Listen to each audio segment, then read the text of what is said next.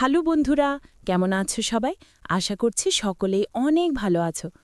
প্রিয় বন্ধুরা, আজকে তোমাদের জন্য নিয়ে এলাম আরও একটি নতুন গল্প। আশা করছি তোমাদের দারুণ লাগবে, তাই ভিডিওটি শুরু থেকে শেষ পর্যন্ত দেখো। একদিন আমার মাথায় খুব যন্ত্রণা করছিল। আমার দেউর বলল, বৌদি এসো ম্যাসাজ করে দিই। যখন দেউর ম্যাসাজ করল তখন আমি এত শান্তি পেলাম যে পুরো রাত যেন আমার কোনো হুঁশি ছিল না। তারপর আমি প্রত্যেক দিনই আমার দেউরকে দিয়ে ম্যাসাজ করাতাম, আর ওই দিন আমার শরীরে তেল লেগেছিল। পরের দিন আমি ক্যামেরা লাগিয়ে দেউরকে দেখেছিলাম। যখন সকালে উঠলাম তখন ক্যামেরায় দৃশ্য দেখে আমি তো পুরো কেঁপে উঠলাম। আমার দেউর তো আমার সাথে। কখনো কখনো আমরা সম্পর্কে সীমানার খেয়াল রাখি না, আর এই কারণের জন্যই আমাদের অনেক লোকসান হয়ে যায়। প্রত্যেকটা সম্পর্কের একটা সীমা থাকে, আর যদি মানুষ ওই সীমা পার করে যায় তাহলে সেই সম্পর্ক তার জন্য সমস্যা হয়ে দাঁড়ায়। আমার সাথেও কিছু এরকমই হতো। আমি একটা সম্বন্ধে আমার সীমারেখা পেরিয়ে গিয়েছিলাম, আর এজন্যে বরবাদী আমার ভাগ্য হয়ে দাঁড়িয়েছিল। যা কিছু আমার ওপর দিয়ে বয়ে গিয়েছিল সেগুলো আমার পক্ষে ভুলে যাওয়া মুশকিল ছিল। গত কয়েকদিন ধরে আমার মাথা যন্ত্রণায় যেন ফেটে যাচ্ছিল, আর কোনো ওষুধ কাজও করছিল না। আমার রাতের বেলায় ঘুম না হওয়ারই সমান ছিল। আমি পুরো রাত জাগতাম, আর ঘরের মধ্যে এখান থেকে ওখানে ঘুরে বেড়াতাম, বা নিজের বিছানাতেই এপাশ ওপাশ করতাম। আবেগের ছটপটানি আমাকে পাগল করে দিত। এজন্যই আমার মাথায় যন্ত্রণা হতে থাকত। আমার দেওর পঙ্কাজ, যে কিনা বয়সে আমার থেকে ছোট ছিল, সে আমার ভীষণ খেয়াল রাখত, আর আমরা দুজনে বেশ ভালোই মিশতে পারতাম। আমি ভুলেই গিয়েছিলাম যে দেওর আর বৌধির সম্পর্ক ঠিক কীরকম হয়। অনেক রাত অবধি সে আমায় জেগে থাকতে দেখত। একদিন আমার কষ্ট দেখে বলতে লাগল, বৌদি আমি তোমার মাথায় তেল মালিশ করে দিচ্ছি, তোমার যন্ত্রণা এক্ষুনি ঠিক হয়ে যাবে। তার কথা শুনে আমি হেসে ফেললাম। আমার মনে হলো যে সে এমনিই বলছে। আমি বললাম, আচ্ছা ঠিক আছে, লাগিয়ে দাও। সে তেল নিয়ে আসলো আর আমার মাথায় ভালোভাবে ম্যাসাজ করতে লাগল। তার সাথে সে তার পুরো দিনের গল্প আমাকে শোনাতে লাগল। তার আমূলে দ্রুত ম্যাসাজ আমায় ভীষণ শান্তি দিচ্ছিল। আমার রোজ রাতে চা খাবার অভ্যাস ছিল। পঙ্কাজ আমার জন্য চাও নিয়ে আসলো নিজের সাথে করে। মালিশ করার পর আমি পঙ্কাজের সাথে চা খেলাম আর শুয়ে পড়লাম। আমার এমন ঘুম আসলো যে আমি একেবারে সকালবেলা উঠলাম। সত্যিকারে পঙ্কাজের ম্যাসাজ এত যেন জাদু ছিল। আমি অনেক বেশি শান্তি অনুভব করছিলাম। অনেক দিন পরে আমার এরকম গভীর ঘুম আসলো। সকালবেলা উঠে যখন আমি স্নান করতে বাথরুমে গেলাম, আমি তখন ভীষণ অবাক হলাম যে আমার পুরো গায়ে কোথাও কোথাও তেল লাগানো। বোধহয় আমি ঘুমের ঘরে নিজেই মাথার তেল এদিকে ওদিকে লাগিয়ে দিয়েছি। ঘুম পুরো হওয়ার কারণে আমার মাথার যন্ত্রণা চলে গিয়েছিল। এরপর আমি দিনভর কাজ করতে লাগলাম। আমার বিয়ের 1 বছর কেটে গেছে, আর এই 1 বছর আমি ভীষণ ভালোভাবে কাটিয়েছি। যখন আমি এই বাড়িতে বউ হয়ে আসলাম তখন আমার দেউর পঙ্কাজের মাত্র 6 বছর বয়স ছিল। পঙ্কাজের মধ্যে অনেক বেশি বাচ্চামো ছিল, আর সে একদম আমার ছোট ভাইয়ের মতোই লাগত।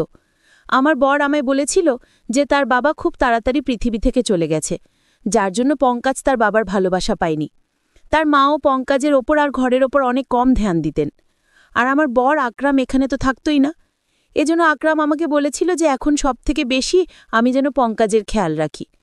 আমি তাকে কথা দিয়েছিলাম যে পঙ্কাজকে একদম নিজের বাচ্চার মতো রাখব, আর আমি আমার কথা পুরো করেছিলাম। আমার বর আকরাম অন্য শহরে চাকরি করত, আর সে মাসে 4 দিনের জন্য বাড়ি আসত। বাকি পুরো মাসে আমি আমার ছোট দেওর পঙ্কাজ আর আমার শাশুড়ির সাথেই কাটাতাম। পঙ্কাজ এখন এক 7 বছরের ছেলে, যে কিনা যুবক হয়ে গেছে। সে আমার থেকে বয়সে মাত্র 4 বছরই ছোট ছিল। কলেজ থেকে আসার পর সে উবৌদি করে আমার আগে পিছনে ঘুরত। আকরামের এখানে না থাকার কারণে আমার সমস্ত ছোট বড় কাজ পঙ্কাজেরই দায়িত্বে ছিল। পঙ্কাজ কলেজ থেকে আসার পর আমার কাজ করে দিত, আর তারপর আমারই সাথে সময় কাটাত। পঙ্কাজের সাথে থাকতে থাকতে আমি একটা ব্যাপার অনুভব করেছিলাম যে সে আকরামকে পছন্দ করত না। এমনকি তার কথা উঠল সে সেখানে চুপ করে যেত অথবা কথা বদলে দিত। আমি তার থেকে জানতে চাইতাম যে আকরামের থেকে তার কিসের সমস্যা, কিন্তু আমি কখনো এই প্রশ্নটা করতেই পারিনি। আকরামের মা পুরো দিন পাড়ায় ঘুরে বেড়াতেন, আর সন্ধে হতেই বাড়ি এসে তাড়াতাড়ি শুয়ে পড়তেন। পরের দিন সকালবেলা আবার পাড়ায় বেরিয়ে যেতেন। এজন্য আমার তার দিক থেকে কোনো সমস্যাই ছিল না। জীবন খুব ভালোভাবে কাটছিল, কিন্তু আকরামকে ছাড়া আমি পুরো রাত ঘুমাতেই পারতাম না, আর পুরো রাত আমি এপাশ ওপাশ করে কাটিয়ে দিতাম। কখনো কখনো মন চাইতো যে আমি নিজেই আকরামের কাছে চলে যাই, কিন্তু এখন এমনটা সম্ভব নয়। এজন্য আমার মাথায় মাঝে মধ্যে ব্যথা হতো।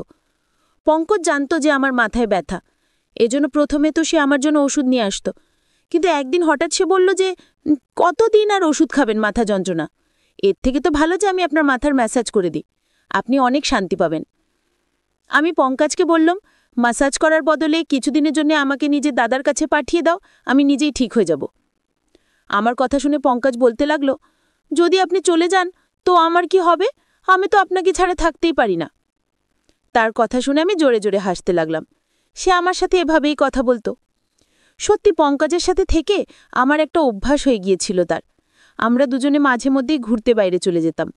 সে রাতের বেলা আমার জন্য আইসক্রিম নিয়ে আসতো, আর আমরা দুজন মিলে রাতভর একসাথে সিনেমা দেখতাম। আমি পঙ্কজের সাথে কেনাকাটা করতে যেতাম, তখন সে আমাকে অনেক মডার্ন আর ফ্যাশনেবল জামাকাপড় কিনতে বাধ্য করত। ঘরের মধ্যে তো সে আমাকে ওড়না গায়ে দিতেও দিত না। আমি যখনই ওড়না নিয়ে কাজ করতাম তখন সে আমার গায়ের ওড়না টেনে একদিকে ফেলে দিত। সে বলতো, আপনি এটা এত গরমের মধ্যে কি করে পরে কাজ করেন। সে প্রত্যেকটা কথাই আমার অনেক বেশি চিন্তা করত। সে হালকা রঙের জামাকাপড় পরতে বেশি পছন্দ করত। এই জন্য আমি যখনই তার সাথে বাজারে যেতাম তখনই সে আমার জন্য হালকা রঙের কাপড় পছন্দ করত আর কেনাতো। আর তার সেলাইও ভীষণ ফ্যাশনেবলভাবে করিয়ে আনত। আমার জামাকাপড়ের ব্যাপারে তার অনেক রুচি ছিল।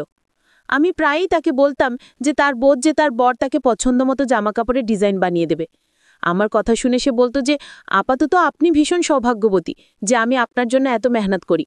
আর সত্যিই আমি অনেক সৌভাগ্যবতী ছিলাম, কেননা আমাকে সে কখনো কোনো কাজের জন্য না বলতো না। সে আমার অনেক জামাকাপড়েই এই ডিপ করে ডিজাইন দেওয়া গলা বানাতো, বড় বড় পিঠের ডিজাইনও বানাতো, যেগুলো মাঝে মধ্যেই আমার কোমর পর্যন্ত চলে যেত। আর কামিজ এতটাই টাইট ফিটিং হতো যে কখনো কখনো তো নিঃশ্বাস নিতেও আমার কষ্ট হতো। কিন্তু পঙ্কজ এরকম জামাকাপড় ভীষণ পছন্দ করত। আমি ওকে আমার বাচ্চার মতো করে রাখতাম, এই জন্য কখনোই তার পছন্দের জামাকাপড় পরার জন্য আমি না করতাম না। হালকা গোলাপি রঙের জামাকাপড় পরে আমি একদিন রান্নাঘরে কাজ করছিলাম। অনেক বেশি গরম ছিল সেদিন, আর আমার পুরো শরীর ঘামে ভিজে যাচ্ছিল, যার জন্য আমার জামাকাপড়ে যেন আমাকে পুরোপুরি দেখা যাচ্ছিল। আর আমি ওড়না ছাড়া তাড়াতাড়ি খাবার তৈরিতেই মগ্ন ছিলাম। তাই হঠাৎই যখন সে পেছন দিক থেকে চলে আসলো আর আমাকে দেখে বলতে লাগলো, আজকে তো আপনি ভীষণ হট লাগছেন। ওর এই কথাই আমি লজ্জা পেয়ে গেলাম আর তাড়াতাড়ি আমার ওড়না খচতে লাগলাম। তখনই সে বলতে লাগলো যে আমি মজা করছিলাম বৌদি, আপনি আরাম করে নিজের কাজ করুন। আর সে রান্নাঘর থেকে চলে গেল। আকরাম যখন আমার সাথে দেখা করতে আসতো তখন ওই কয়দিন পঙ্কজ আমার সাথে অনেক কম কথা বলতো, আর পুরো দিন সে পড়ার মধ্যেই মন দিত। আকরাম ভীষণ খুশি হতো যে পঙ্কজ অনেক মেহনত করে পড়া করছে, আর আমিও ওই দিনগুলো আকরামের সাথে এতটা মজে থাকতাম যে পঙ্কজের বদলে যাওয়া আমার চোখেই পড়তো না। আকরাম শুধুমাত্র 4 দিন আমার সাথে কাটিয়ে তারপর চলে যেত, আর তারপর পঙ্কজ আবার আমার সাথে আগের মতোই ব্যবহার করত। সে আমার ব্যাপারে অনেক জেদি ছিল। সে চাইতো যে আমাকে যা খুশি বলুক। ওর এক বন্ধুর ভাইয়ের বিয়ে ছিল, সে আমার পেছনেই লেগেছিল যে আমি যেন ওর সাথে যাই। প্রথমে তো আমি না বলে দিলাম, কিন্তু যখন দেখলাম যে সে দুঃখী হয়ে আছে তখন সঙ্গে সঙ্গে আমি হ্যাঁ বলে দিলাম। কিন্তু আমি এটাই ভাবছিলাম, সে তার বন্ধুর ভাইয়ের বিয়েতে আমি গিয়ে কি করব। কিন্তু ওখানে গিয়ে আমি ভীষণ অবাক হলাম, ওর সমস্ত বন্ধুরা আমাকে ভীষণ ভালোভাবেই জানত, আর এমনভাবে আমার সাথে কথা বলছিল যেন আমরা অনেকবার দেখা করেছি। ওরা বলল, সবসময় পঙ্কজ আপনার কথাই বলতে থাকে আর সে আপনার ভীষণ প্রশংসা করে। তারা সবাই আমার সাথে আবার দেখা করার জন্য জেদ করতে লাগলো, ইচ্ছা প্রকাশ করতে লাগলো। ফেরার সময় আমি পঙ্কজকে বললাম, তুমি তোমার বন্ধুকে আমার ব্যাপারে কি কথা বলেছ যে সবাই আমাকে এত ভালোভাবে চিনেছে? পঙ্কজ বলতে লাগলো, আপনিই তো আমার সবকিছু, আমি তো সবসময় আপনার কথাই বলতে থাকি। ওই সময় পঙ্কজের কথার মানে আমি বুঝতে পারিনি, কিন্তু যেদিন আমি তার ওই কথার মানে বুঝতে পারি আমার পায়ের তলা থেকে মাটি সরে গিয়েছিল। পঙ্কজ রোজ রাতে আমার ম্যাসাজ করত, আর আমি আরাম করে ঘুমিয়ে যেতাম। কিন্তু যখন আমি আমার গায়ে পরের দিন জায়গায় তেলের দাগ দেখতাম অবাক হয়ে যেতাম। আর এই জন্যই একদিন আমি ঘরের মধ্যে ক্যামেরা লাগালাম আর পঙ্কজকে দিয়ে ম্যাসাজ করাতে লাগলাম। ম্যাসাজ করানোর কিছুক্ষণের মধ্যেই আমি প্রত্যেকবারের মতো ঘুমিয়ে পড়লাম। আর সকালবেলা উঠে যখন ক্যামেরার রেকর্ডিং দেখলাম তো আমার নিঃশ্বাস প্রশ্বাস যেন বন্ধ হয়ে যাচ্ছিল। আমি ভাবতেও পারিনি যে পঙ্কজ আমার সাথে এরকম করতে পারে। আমি তো পঙ্কজকে অনেক বেশি ভরসা করেছিলাম, আর আমি তাকে নিজে ছোট ভাই ভাবতাম, কিন্তু সে তো দেওর বৌদির সম্পর্ক সম্মান রক্ষা করতে পারল না। ভিডিওতে পঙ্কজ আমার ভালোভাবে ম্যাসাজ করছিল, তারপর সে আমার জন্য চা বানিয়ে আনলো, আর চা খাওয়ার পর পঙ্কজ ঘর থেকে বেরিয়ে গিয়েছিল, আর আমি ঘুমানোর জন্য শুয়ে পড়লাম। কিছুক্ষণ পরে আমার এত গভীর ঘুম এসে গেল, তখন পঙ্কজ দ্বিতীয়বার দরজা খুলে ঘরে আসলো, আর আমি দরজা খোলার আওয়াজেতেও উঠিনি। সে ঘরে আসার পর ঘরের দরজা বন্ধ করে দিল আর আমার কাছে চলে এলো। এরপর আমি যা কিছু দেখলাম আমি নিজের চোখে বিশ্বাস করতে পারিনি। পঙ্কজ কিছুক্ষণ তো চুপচাপ বসেছিল, আমাকে দেখছিল। এরপর সে তার আঙুল দিয়ে আমার চেহারা ছুঁতে লাগলো। সে তার মোবাইল ফোন বের করে আমার অনেক ফটো তুলল, আর তারপর সে আস্তে আস্তে আমার শরীর থেকে কামিজ সরালো। তেলের সে শিশি যেটা সে মাসাজের জন্য এনেছিল ঘরের মধ্যেই রাখা ছিল। সে নিজের হাতে তেল নিল আর আমার গায়ে মাসাজ করতে লাগলো। আমি জ্ঞান হারিয়ে ওর সামনেই পড়েছিলাম, আর সে আমার গায়ে নিজের হাত ঘোরাচ্ছিল। কিছুক্ষণ পরে আমাকে চুমু খেতে শুরু করলো, আর তারপর সে নিজে সমস্ত সীমারেখা ছাড়িয়ে গেল। সে আমাদের মাঝে দাঁড় করানো সমস্ত আবরণের দেওয়ালকে ভেঙে দিয়েছিল। সে আবেগ সামলাতে না পেরে এতটাই এগিয়ে গেল যে কয়েক ঘন্টা পর্যন্ত সে আমার সাথে ছিল। আমি তার সামনে জ্ঞানহীন অবস্থায় ছিলাম, আর সে পুরোপুরি জোশপূর্ণ